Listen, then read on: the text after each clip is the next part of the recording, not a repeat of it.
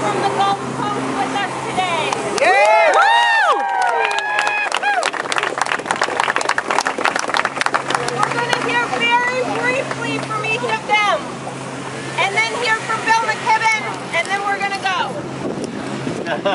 Good for you. Good for you.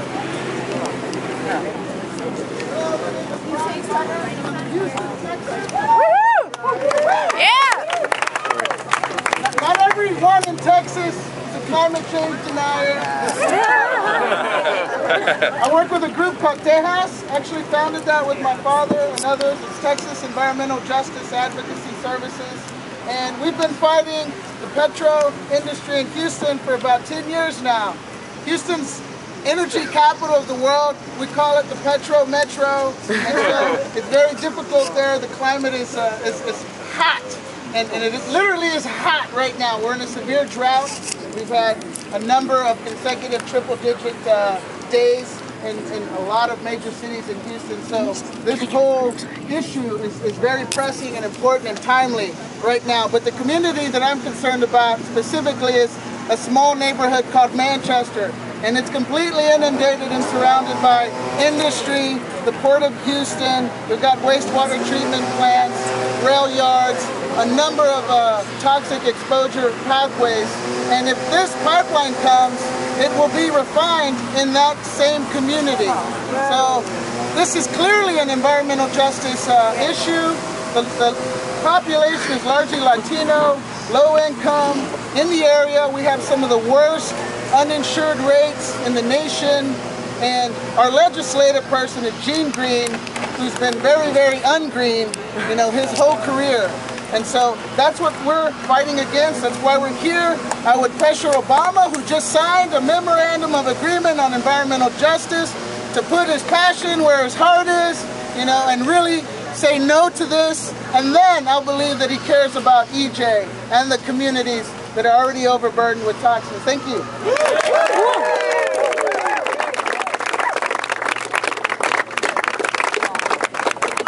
Hi, my name's Cherie Foylan. I'm from Rain, Louisiana. I live in the Gulf, deep south in the Gulf. And I came here to stand in solidarity with those against the Keystone Pipeline and the tar sands. I also wanted to talk to the communities that the Keystone Pipeline is going to go through, and I would like to issue you a warning, because I want to tell you what's going to happen should there be a spill or something else that happens on that pipeline. First, they're going to come in and they're going to lie to you, and they're going to tell you that it's far less oil than it is. It's going to end up, they're going to tell you it's just a little bit, but it's going to end up being millions of gallons of oil. Then they're going to launch into damage control. They're going to put a massive billion-dollar campaign out there to tell the rest of the world that everything's okay, when it's clearly not. They're not going to protect the health of the cleanup workers. They're not going to allow them to wear respirators. They're not going to allow them to wear protection and devices to keep their health. And then they're going to deny that they're already healthy in the first place. They're going to tell everyone it's over and the media will leave and it'll be business as usual, but your ecosystem will be damaged, your environment will be damaged, economically you'll be disabled, and your people will be sick. And the government won't help her listen, because all the campaign money that came from the oil industry will mean that they won't put their jobs on the line. They'll own the response, they'll own the science, they'll own your health care, and they'll own whether you or not you get compensated. And if you don't believe me living in the Gulf, then you can ask the people of the Kalamazoo River in Michigan, you can ask the people of Valdez, Alaska, you can ask the people of Laura, Montana, you can ask the people of Ecuador, and you can ask the people of Nigeria for the 200 or 300 oil spills there are a year around the world. Do not believe when you go out there today for this action that you are only standing up against tar sands or against the Keystone Pipeline. You are standing up for the people of this earth. Do not think of yourself as a martyr. Do not just think of yourself as a warrior of climate change policy or the environmental justice movement. Clean air, clean water, and clean soil are God-given human rights, and you are human rights advocates. You are protectors of children and communities, and you are the voice of the voiceless. And from the bottom of my heart, I thank you.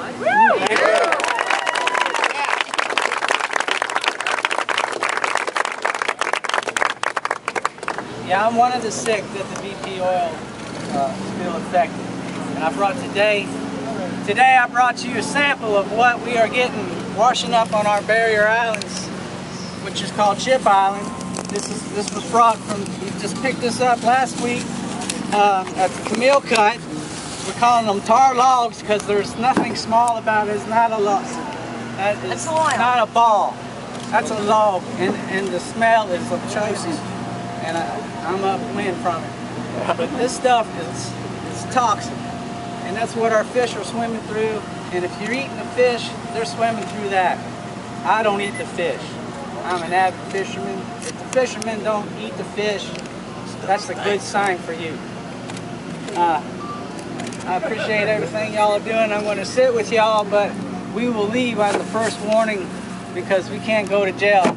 We come a long way to get here, and we got a long way to get back, so we got to make sure we can get back. Thank you.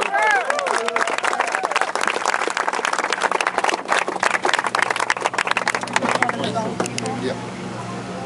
Hope y'all all doing good today. Louder? Hope everybody's doing real good today. We have some success. And y'all heard the saying, the weakest link. The Gulf Coast has become the weakest link. And what it's going to take is people coming together to stop exactly what's going on, the dumping on our Gulf Coast. What's happening is the Gold Coast of the United States of America. And the voice starts right here. And by the time it gets down to where we live, what we face with is just a slight echo. We don't have a voice. So hopefully we can make that change. And that's what it's going to take, is people coming together to do it. Thank you. All right, let's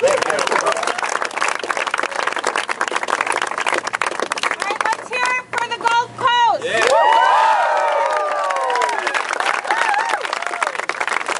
How do we get in touch with them if we don't have pens? We're going to be, we got a press conference Thursday night at a place called the Cajun Experience.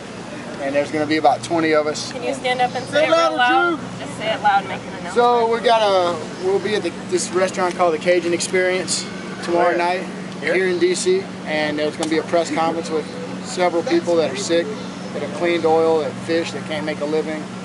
Louder, please. I think the thing I really want to say is through this experience we've brought together different groups of people. And whether you would get arrested here today, or whether you get arrested at an abortion clinic, you're trying to preserve life on this planet. And we can't let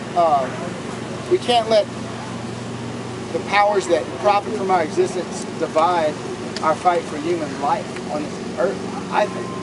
And so I'm glad y'all are here. I'm proud of y'all for doing this. And you're going to have to look at people on the other side of the political aisle not as enemies, but as people that you need to tell. They just need to know the truth. They need to be educated. I know for me, I've met people I never ever would have hung out with in my life, and they're great people. And I don't believe in everything they believe in. They may not believe in the faith that I believe in, but if we don't come together as a country right now, it's over, I believe. And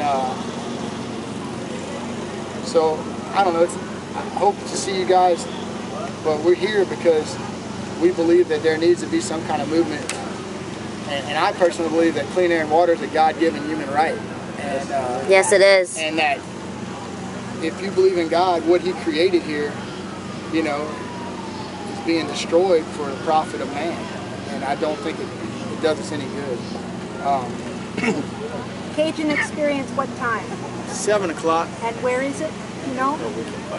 It's in Washington, D.C. I'll make the announcement. So the Gulf Coast folks are doing a press conference at a restaurant tomorrow night, 7 o'clock. It's called the Cajun Experience.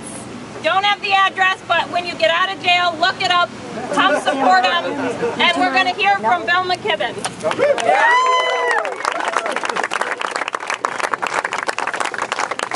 Guys, I'm afraid I'm losing my voice fast, and I don't really want to say much, mostly just to say so many thanks to the people from the Gulf for being here. You know, when Heather started talking the first night we were here, she started talking about her home and home in general, and most of us are a long way from our homes, but have them very much in our minds, I think. As we go about all this, and you know, I'm thinking a lot about my home right now because I looked at the paper today and it looks like this next hurricane may well head up into New England or something, you know. We all watched not only the BP spill in the Gulf, but also Hurricane Katrina, which hit 6 years ago this week down in New Orleans. And we're reminded of the kind of power that we are unleashing on this planet. You can't stop hurricanes, but you can stop pipelines. And if we stop this one, there'll be fewer of those hurricanes in the years to come. That's part of what we're about. It's part about, it's you know, it's not just that clean air and clean water are right for all of us, they're right for all the other creatures that God put on the earth too. And that's worth remembering. Our homes mean a lot of things. Now, just before you all go over there, I just want to say how much I admire you guys for doing this.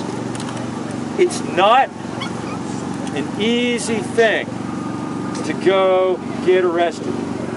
None of us are used to it, okay? We're not used to being where we're not supposed to be and doing something that the police tell us not to do and all of that. We don't think anything too terrible is going to happen to you. But if the worst comes to worst and they take you off to jail for, you know, like they did with us, you'll be fine because you'll be strong and you'll be together. But even just the act of getting arrested, that's tough psychologically. And so it's real good. It's really, really good to see you guys here. And to see that you're brave enough and strong enough to do that moves me more than I can say. I had no idea when we started out whether or not there'd be people willing to come do this, because there hasn't been anything like this in a long time in the U.S. environmental movement anyhow. And that there are lots of people and that they come from all ages is, to me, when I was in jail, I turned 50 this year.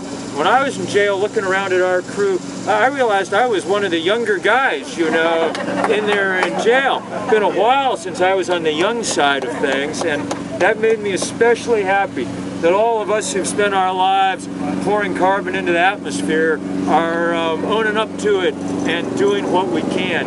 And believe me, it's getting noticed. When you get out of jail today, we'll have a copy of a letter that's getting released by all the heads of the environmental groups early this afternoon, and it's pretty amazing. You'll see just exactly what kind of movement you guys are building, because they didn't take the lead on this, you took the lead on this, and without your bodies on the line, none of it would be happening. Thank you guys so much, and when you're over there, enjoy yourselves too. Be proud of yourselves.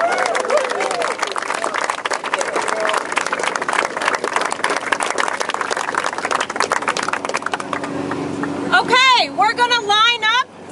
The head of the lines are going to be right here. We're going to have to move, when we walk across, we'll be moving around the police vehicles.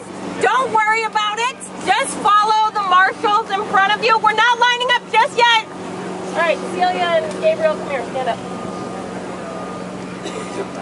So these two are going to lead the lines. Follow them. And if you're standing, you're at the front of the line. If you're sitting, you're in the middle. And if you're sitting in the front row or you're not getting arrested, you're at the very end. Okay? All right, let's line up.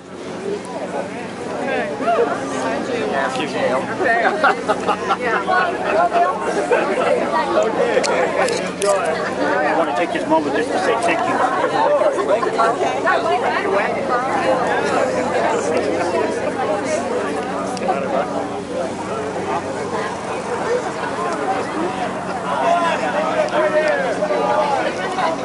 That's well, I was pretty much